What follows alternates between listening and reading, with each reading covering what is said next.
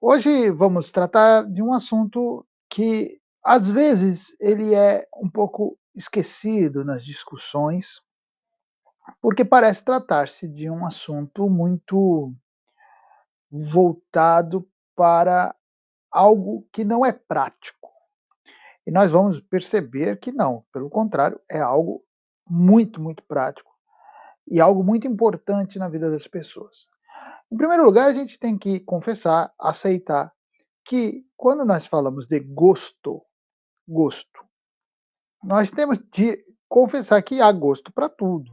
Muitos gostos duvidosos, é verdade, mas há gosto para tudo. Há uma diversidade de gostos, há uma diversidade de concepções, ou melhor, ou de percepções, ou melhor, de reações em relação às coisas, falando apenas esteticamente. Então, assim, às vezes você acha algo que não muito bonito, outra pessoa acha bonito. Às vezes você acha que algo é esteticamente harmônico, o outro acha que não, e assim vai. Isso é comum, é assim mesmo. Há nesse ponto uma grande diversidade, uma multiplicidade de olhares. Então, se você vê, às vezes, aquele rapazinho feio, né, que você fala: "Ih, esse aí nunca vai arrumar uma namorada", daqui a pouco ele arruma uma namoradinha que, de alguma maneira, se interessou por ele, né. Então gosto, assim, eh, não é que não se discute, mas gosto é uma coisa muito pessoal, em determinado aspecto. Afinal, é como dizem, né, para quem ama o feio, bonito lhe parece. Então você vai ter, diversidade de gostos, isso é muito normal. E diante dessa multiplicidade e diversidade do gosto, muitas pessoas acabam concluindo que a avaliação que se faz sobre a beleza, sobre o que é belo, é subjetiva. E isso nós vamos ouvir de diversas pessoas e até de pessoas eruditas, estudiosos vão falar isso, que a avaliação do que é belo é algo que depende da preferência pessoal, depende do olhar da pessoa. Inclusive, seguindo nessa linha de raciocínio, essas mesmas pessoas muitas vezes vão rechaçar a ideia de feiura. Você não pode dizer que algo é feio. Você não pode dizer que algo é destituído de beleza. E eles vão falar que algo é feio não passa de um julgamento arbitrário da pessoa. Você está falando que é feio, mas isso é a sua visão da coisa. Bom, isso é uma forma de enxergar, né? É uma forma de ver essa questão estética. E nessa linha de pensamento, a beleza ela acaba sendo muitas vezes desprezada. Desprezada. Como essa é uma forma de pensar que tem uma carga ideológica muito grande, o que nós vamos ver é que, ideologicamente, vai se forçar a ideia de que sempre quando você fala de beleza, você está sendo de alguma maneira intransigente e preconceituoso. Então, veja, nós vemos hoje comerciais que antes eram feitos com mulheres lindas, né? Mulheres estonteantes, e hoje insiste-se em usar modelos que não são bonitas, modelos que representam, eles dizem, né, a pessoa normal. É verdade nesse ponto, representam muitas vezes a pessoa normal, mas, bom, eu não vou entrar na questão se, como marketing, isso funciona, porque o que interessa para o marketing não é a questão ideológica, né, em princípio, nem filosófica, mas é se vende, né? Não sei se isso funciona na cabeça das pessoas, acredito que não tanto. Mas por trás há uma ideia de que a beleza, quando apresentada assim, né, quando você traz, por exemplo, uma mulher bonita, como se fosse bonita e como se fosse digna de ser apreciada, isso é um preconceito contra outras pessoas, porque isso faz parte de uma arbitrariedade. Quem disse que ela é bonita?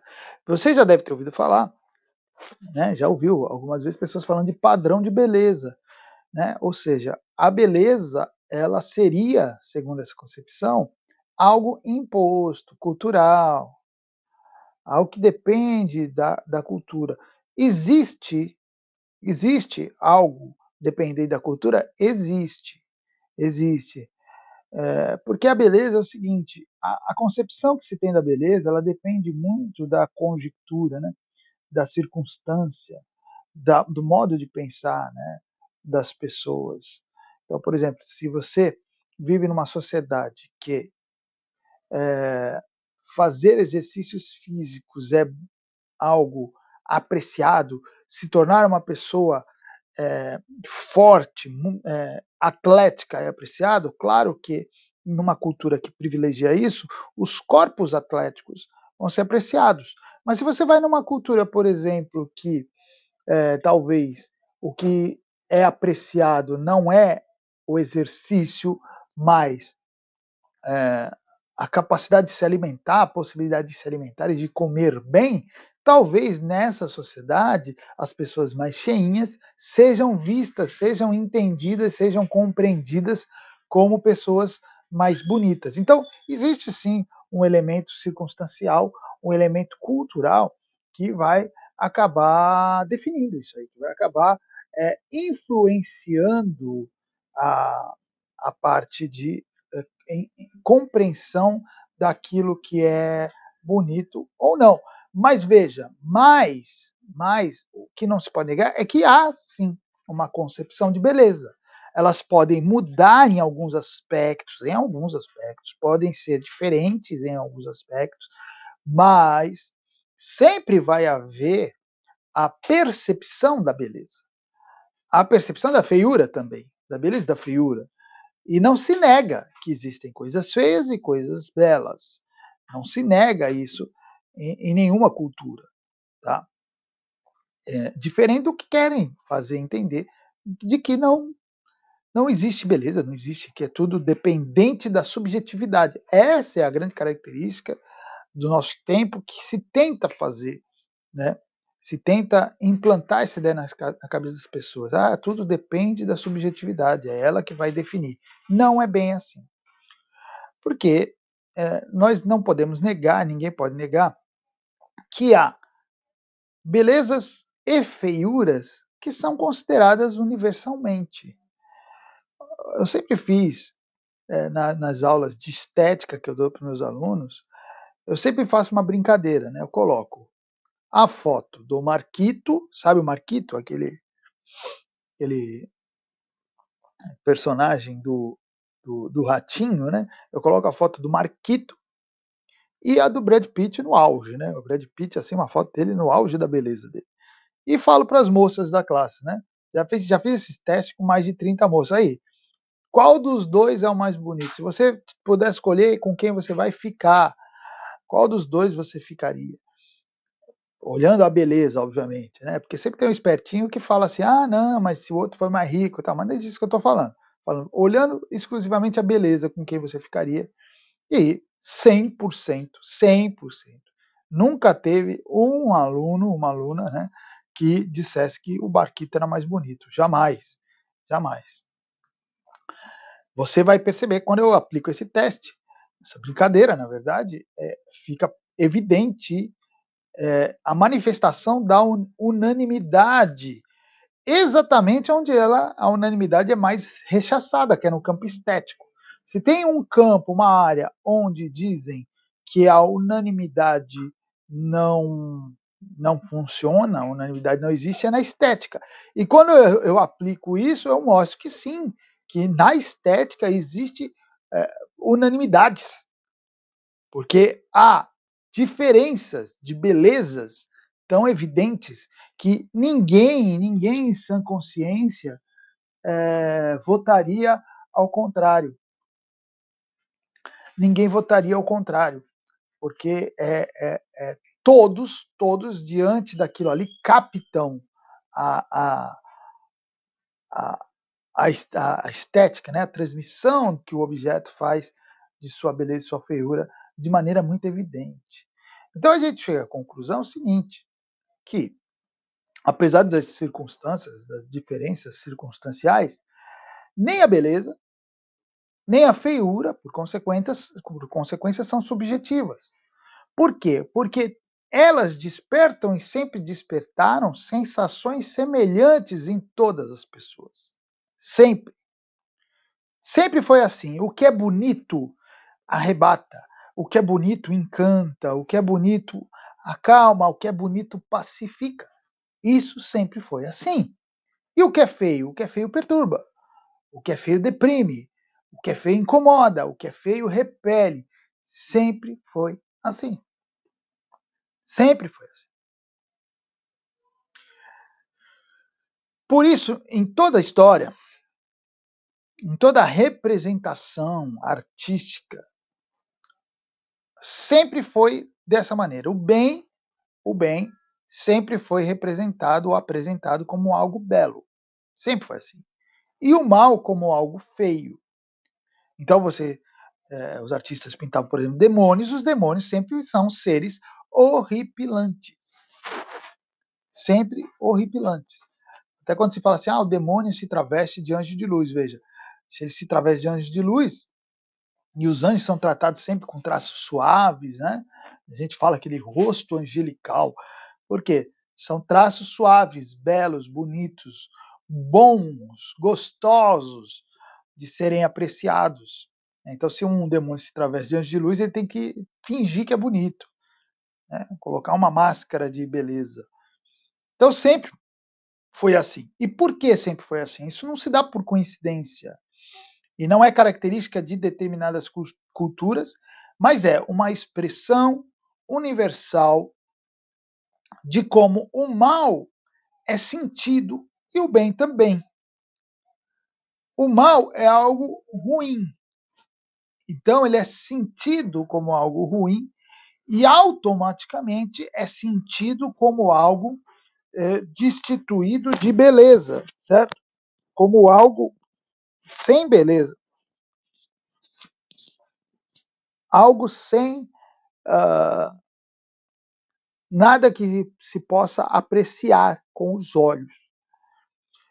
O bem, pelo contrário, é algo que traz boas sensações, bons sentimentos. Então, é algo que traz a ideia do belo, a ideia da beleza. Então, assim, o retrato da beleza e da feiura, relacionados, como a gente fez agora, com o bem e com o mal, eles não são, preste atenção nisso, eles não são atitudes conscientes dos símbolos que representam. Não é simplesmente o cara, um artista vai pintar o mal, eu vou pintar o mal porque filosoficamente o mal tem de ser retratado como algo feio. Não é isso. O que acontece ali é o reflexo da sensação que é captada do mal em relação ao mal. É uma resposta natural àquilo com o que se depara. O belo é agradável e o feio não é agradável, certo? O belo é agradável. Agradável é bom. Então o belo é bom. O feio não é agradável. Então o feio não é bom. O feio é ruim. Eles são, o belo e o feio, eles são sentidos dessa maneira. Você não tem como escapar disso.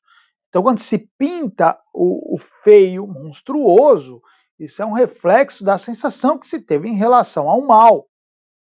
Veja. Então, beleza e bondade, o bom, o belo, o verdadeiro, estão interligados não apenas na nossa inteligência. Nós não interligamos o belo, o bom, o verdadeiro por meio de raciocínio. Pode-se fazer isso também, mas não só isso, também por meio das sensações, da natureza. A natureza capta as coisas dessa maneira, entende? As sensações que a beleza e a feiura provocam, não tem jeito. Não dá para tomar essas sensações com indiferença. Ninguém, nenhuma pessoa consegue ser indiferente à beleza e à feiura. Quando essas pessoas tomadas de ideologia tentam retirar isso, dizer que não há beleza, que não há feiura, que é tudo subjetivo, elas estão fazendo isso apenas por um exercício mental, não é algo da natureza. Não é como elas sentem, é como elas acham que pensam, é como elas querem pensar. Tá? Então é impossível as pessoas se sentirem indiferentes em relação à beleza, à feiura. E ainda que se queira negá-las, elas vão continuar exercendo sua influência sobre as pessoas. Vai ser sempre assim. O belo, o que é belo, vai sempre produzir bons sentimentos e o feio vai sempre provocar sensações negativas. Isso não é preconceito, isso não é arbitrariedade, isso faz parte da natureza das coisas. É assim que as coisas são. Por isso, se o belo e o feio não podem passar desapercebidos, então a presença, e é isso que eu quero que vocês entendam, a presença do belo e do feio vai sempre causar algum impacto. E não só a presença, a ausência também. A ausência do belo vai causar impacto, a ausência do feio também vai causar impacto.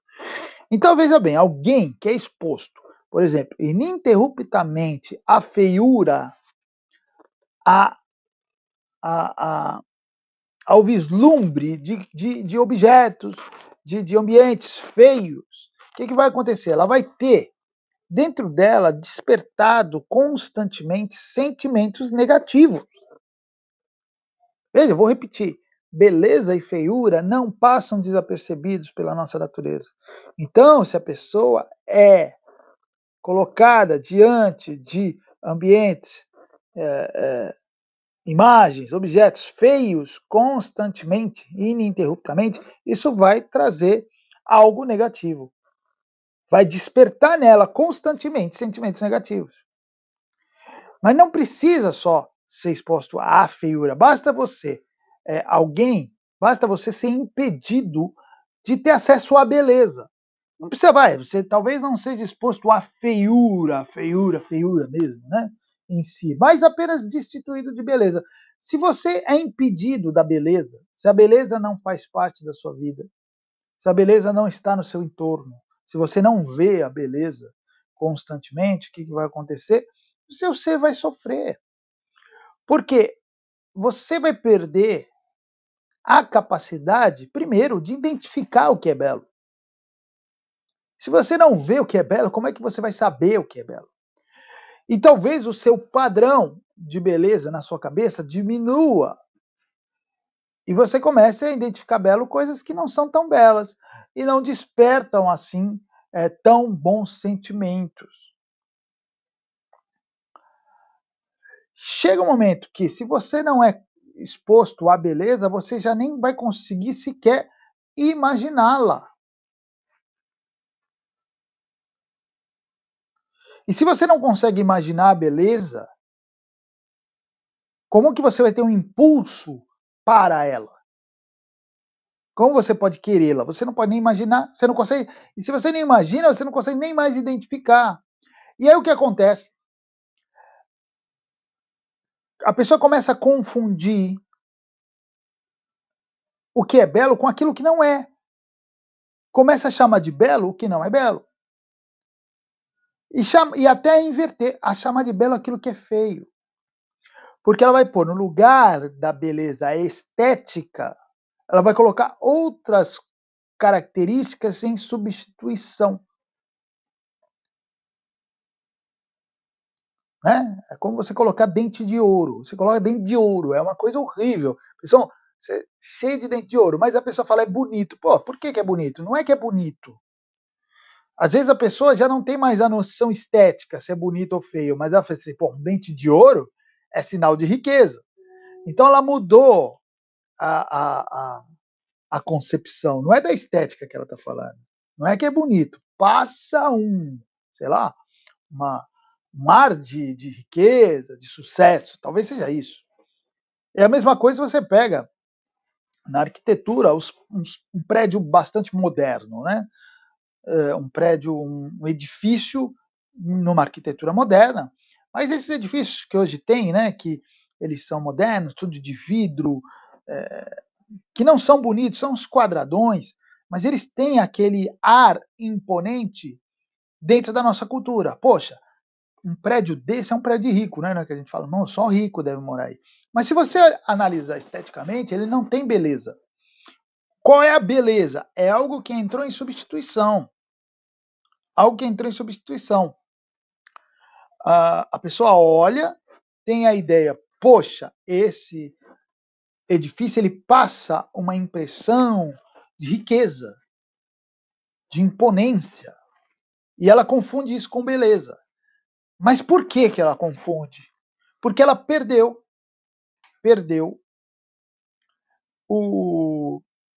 a sensibilidade para o belo. Eu tenho visto hoje as pessoas, muitas senhoras, né, que depois de uma certa idade já insatisfeitas com a ação do tempo sobre os seus corpos, o que elas fazem? Muitas vezes fazem intervenções cirúrgicas, estéticas, que simplesmente destroem qualquer naturalidade e beleza de seus rostos. E ficam feias, ficam bocas horríveis, desproporcionais, né? Caras puxadas sem expressão. Mas a pessoa ela perdeu o senso estético, então ela não olha mais a estética, ela olha assim, a impressão que aquilo passa. Poxa, se eu fiz isso aqui, eu estou passando a imagem de que eu sou uma pessoa que eu me conservo, que eu tenho possibilidades até financeiras de fazer isso, sou uma pessoa de sucesso, afinal, hoje todo mundo faz isso, né? E se perde a noção de beleza.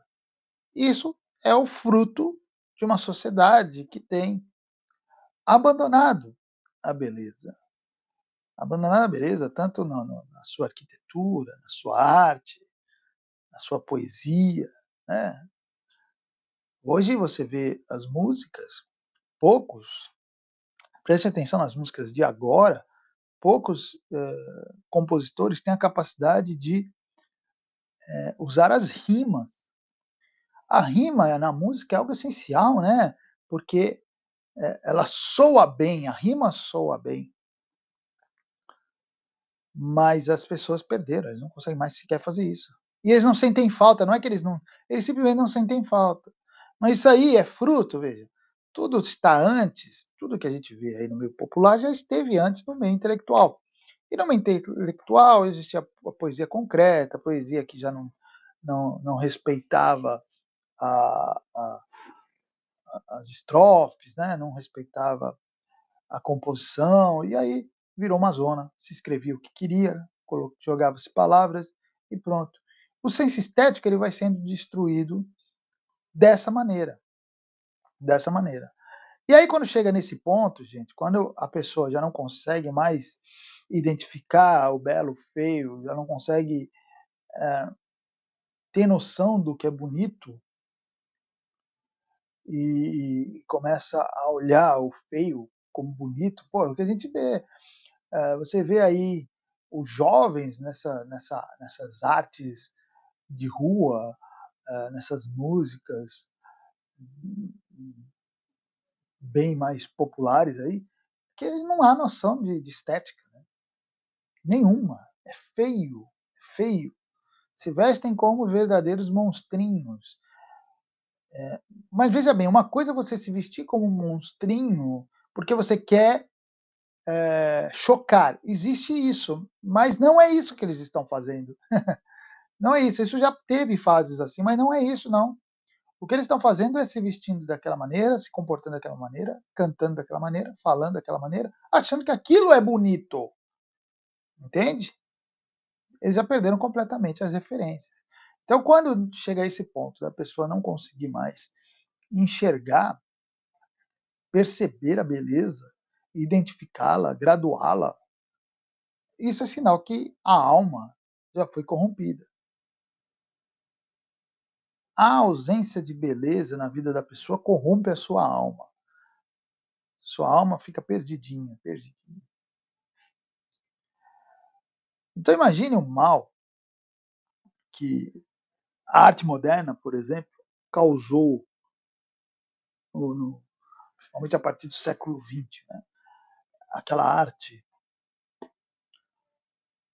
do, do, do urinol, do Duchamp, mas assim, entenda, aquela arte, ela começa questionando, questionando inclusive a beleza, e talvez principalmente a beleza. Mas, em princípio, ela não estava questionando a beleza, ela estava questionando se a beleza era o fim da arte. Eu acho que até como questionamento, vale, né?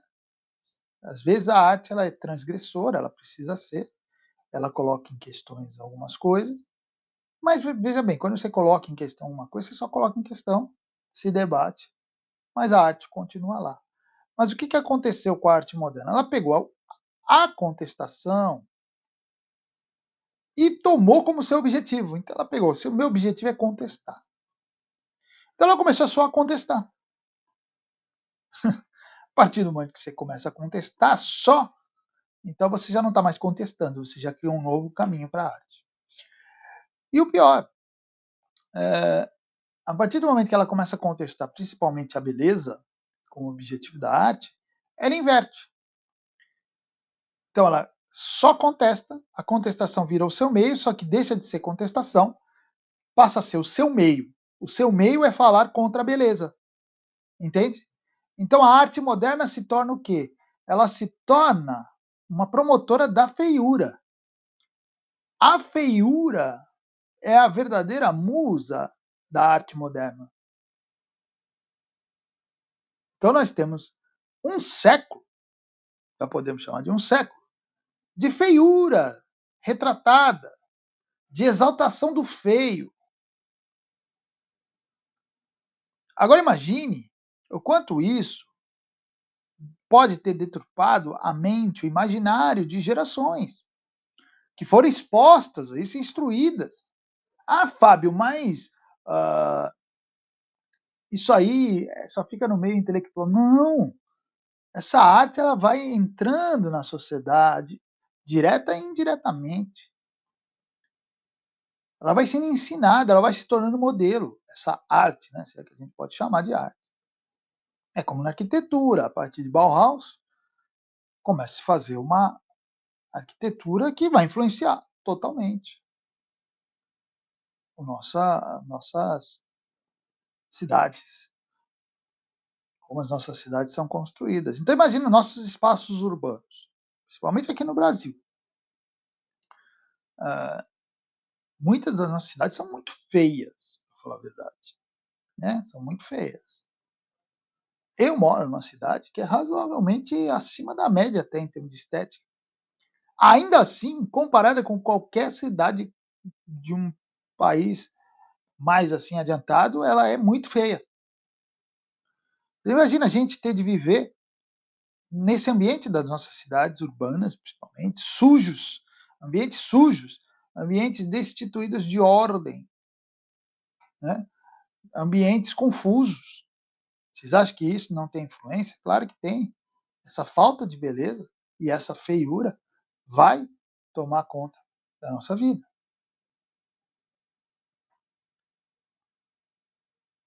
A gente não sabe se as cidades são feias porque a nossa alma é confusa ou nós somos confusos porque nossas cidades são feias. A gente ainda não consegue definir muito bem, mas uma coisa talvez esteja influenciando a outra. Agora imagina, por exemplo, as nossas crianças. Como a maioria das nossas escolas são, principalmente as escolas públicas. Então você tem um monte de criança que é jogada, encarcerada, dentro de umas escolas horríveis, horríveis, que parecem prisões, não só pelas grades, mas pela forma como são construídas. Não tem preocupação estética nessas escolas. Crianças são colocadas, elas crescem num meio, num ambiente sem qualquer preocupação estética. Isso é escola caindo aos pedaços, tudo mal pintado. A arquitetura geralmente é uma arquitetura utilitária. Você pega essas escolas, poucas têm aquele gramado, né? Aquela beleza. Por que vocês acham que os franceses e os ingleses se preocuparam tanto com os seus gramados, se preocuparam tanto com os seus jardins? Ah, que beleza, que frescura. Isso não é frescura, gente. Isso aí é despertar e preservar a alma das pessoas que são colocadas diante dessas imagens, né? Você viver num ambiente que tudo, as gramas bonitas, é, jardins floridos, bem cuidados, isso faz diferença na alma da pessoa. Então imagina as nossas crianças como são prejudicadas, os nossos jovens nas universidades públicas. Outro dia eu fui dar uma palestra na Unifesp. Meu Deus do céu, o que é aquilo? Que ambiente aterrorizante! Parece um filme de terror. À noite eu teria receio de estar ali. Parece um filme de terror. Horrível, tudo caindo aos pedaços, tudo feio. E os alunos ainda promovendo a feiura. Os alunos promovendo a feiura, ajudando a ficar mais feio ainda. Também a alma das pessoas está corrompida, dos jovens nas universidades mais ainda. Veja as universidades, vai lá na USP, quando vocês veem, quem nunca foi, vê fotos aí, tudo pintado, pichado, né?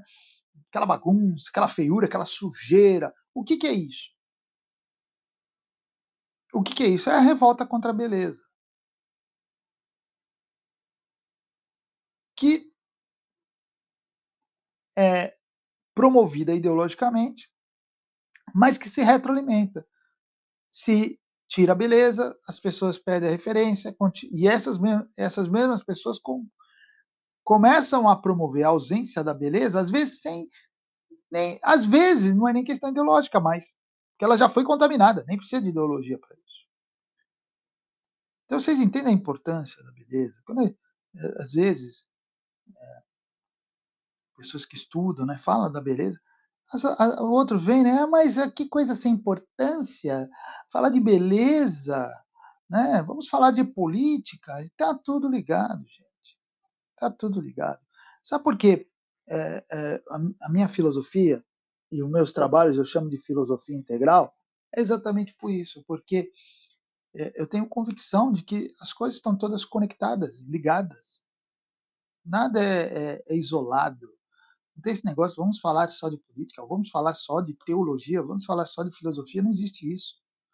Tudo se conecta de alguma maneira. A profundidade que você analisa as coisas é que faz diferença. Você pode falar de política, você pode falar de futebol. Agora, se você vai analisar com superficialidade ou com profundidade, é que vai fazer diferença. Então, quando eu falo de filosofia integral, é a noção de que nós precisamos ver as coisas na sua integralidade, né? Não só na superfície ou só por um lado.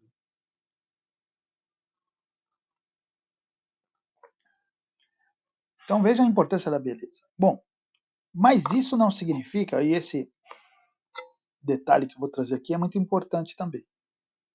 Isso não significa que a beleza ela deva ser mantida e a feiura extirpada. Não é isso que eu estou falando, não. Tá? Alguns pensadores sonharam em extirpar a beleza, em criar sociedades onde tudo fosse belo, criando um tipo de profilaxia estética. Nada que é feio, nada que abale minha sensação pode ser mantido. Vamos tirar. Aí começa, né, um tipo de limpeza que pode ir longe demais. Então, se você pensa numa cidade completamente limpa de tudo, daqui a pouco você está varrendo o mendigo para fora, tá certo? Você está proibindo manifestações de espontaneidade, porque às vezes a espontaneidade também ela traz um pouco de feiura. Eu vou dar um exemplo, por exemplo, você está na sua casa, e aí você quer deixar tudo absolutamente organizado. Tá, ótimo, isso é até virtuoso. Mas, se tudo estiver no seu lugar devidamente e nunca fora do lugar, você pode até conseguir uma profilaxia estética e uma beleza, só que você vai perder a vida. Vai perder a vida porque você vai, aquilo ali não vai transmitir vida, porque vida ela é uma mistura de beleza e feiura. Vida é uma ordem colocada sobre o caos, mas o caos sempre presente, certo? Então, quando você tenta fazer uma profilaxia estética, o que você vai criar é um ambiente monótono e frio. Uma cidade que seja assim é uma cidade triste, triste. Muito da ideologia progressista tentou fazer isso e criou feiura. Feiura, no fundo, acabou criando feiura. Tentou criar beleza e criou feiura, porque era tudo se tentou fazer tudo tão certinho que acabou tirando o principal, que é a vida, né? Então não é para buscar a beleza absoluta, a ordem absoluta. Não é assim a vida. Por exemplo, você recebe seus amigos em casa, cara, vão comer pizza, vai sujar os copos, vai sujar, vai cair coisa no chão. Não é para ficar desesperado e já tenho que limpar agora. Não, você tem que aproveitar seus amigos na sua casa. E sabe uma coisa muito bonita? Você acorda no dia seguinte e olha aquela sujeira, e aquela sujeira representa o quê? Caramba, ontem eu estive aqui com os meus amigos, e vem a lembrança da amizade, das conversas, dos risos. É isso, é isso. Aí você limpa. Não é para deixar sujo, mas aí você limpa. Mas, entende? Há essa dialética constante entre a beleza, a feiura, a limpeza, a sujeira, a ordem e o caos, que fazem parte da vida, gente. Então não é para imaginar um mundo sem feiura. Não existe isso. A feiura, inclusive, ela existe e serve como contraste. Nós só conseguimos admirar o belo, né? Nós admiramos os comerciais, né? Aquelas mulheres bonitas, por quê? Porque a gente conhece um monte de mulher feia. É assim que funciona. E é por isso que o belo se destaca, porque existe o feio, existe o que não é nem feio, né? O feio, do feio para o belo existe uma gradação infinita. Mas o belo se destaca porque existe aquilo que não é belo. Então você não pode tirar o que não é belo, nem tentar. Faz parte da beleza contrastar-se com a feiura, entendeu? E mais, a feiura tem outras funções. A feiura pode ser pode ensinar sobre perigo, né? Pode alertar sobre os riscos do mal, né? Ou pode até espantar mal intencionados. Por exemplo, as gárgulas das catedrais, né, são monstros feios para quê? Para espantar os mal intencionados. Essa era a função das gárgulas. Olha que interessante, viu? Como feiura, beleza estão interligados. Por isso, gente, a gente precisa manter sempre a noção do belo, a noção do feio. Isso é essencial para a nossa saúde espiritual e para a saúde espiritual de qualquer sociedade, certo? Então a gente precisa manter isso aí. A gente precisa manter isso vivo. Por isso que, bom, essa coisa de vamos apagar da história certas artes, porque elas são preconceituosas, isso é uma grande besteira. A gente precisa, é necessário para a nossa saúde da sociedade, preservar grandes obras, né? Manifestações artísticas que exaltem o belo, como Botticelli, por exemplo, até deixei aqui Botticelli, como Claude Lorrain, como outros, né? A maioria exaltou a beleza. Mas existiram também aqueles que exaltaram, não é que exaltaram, mas ressaltaram a feiura, tipo Bosch. As pinturas de Bosch é todo mundo feio. São monstros, são pessoas feias, mas tinham uma função. ressaltar a feiura para exaltar o bem, para mostrar a corrupção humana, entendeu? Mas a gente precisa também estar diante disso. E a feiura tem uma certa atração, também tem sua função. A feiura não é para ser extirpada, esse é o fato. Tá? Tudo isso é muito importante para nós mantermos o imaginário das pessoas preservado. E, além disso, também cuidar da beleza trivial do cotidiano, né? Sabe, ambientes. Seria o ideal nós termos ambientes limpos, ambientes arrumados, ambientes bem cuidados, ambientes pensados, bonitos. Isso é imprescindível. Mas, bom, enquanto o mundo está aí, né, eu não posso dar conselhos para o mundo, nem para políticos, não tem como, nem para a sociedade.